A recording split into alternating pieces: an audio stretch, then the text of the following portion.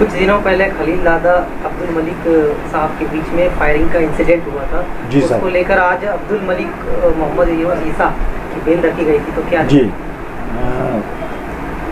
देखिए, जो वाक़या हुआ था उसमें 2 काउंटर केसेस हुए थे। अब्दुल मालिक ने भी 307, 143, 47 के तहत केस रजिस्टर कराई थी। जो जोशी है उनके ऊपर, खलील दादा एक वकील थे, मोरे बोल के, और कुछ अफराद थे ऐसा। तो ऑफेंस रजिस्टर हो गया था। इनके दस्तखत भी जब उन्हें इल्म हुआ तो उन्होंने भी उस टाइप के केस दाखिल किए थे। अब्दुल माजिद, यूनुस ईसा के भी नाम आया।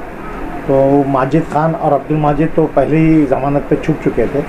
अब्दुल मालिक की ज़मानत दाखिल की थी, मगर चूँकि साबिक मेयर है और इनके ऊपर सख्त इल्ज़ाम थे कि इन्होंने फायरिंग की है, गो के फायरिंग में कोई भी ज़ख्मी नहीं हुआ, तो अदालत ने ज़मानत नामंजूर की थी। हमने दोबारा ज़मानत दाखिल की कि तकरीबन चार्जशीट का मुकम्मल हो गई है, कोई ऐनी शाहिद नहीं है। जिन लोगों ने जवाबात दिए वो दूसरे केस में जो मुल्ज़मिन है वही गवाह है, कोई आज़ाद गवाह नहीं है। और बीच में कल चार्जशीट भी दाखिल होगी। अदालत ने बारीकी से चार्जशीट का मुआयना किया और अब्दुल मालिक को 25,000 की ज़मानत पे ज़मानत दे दी है।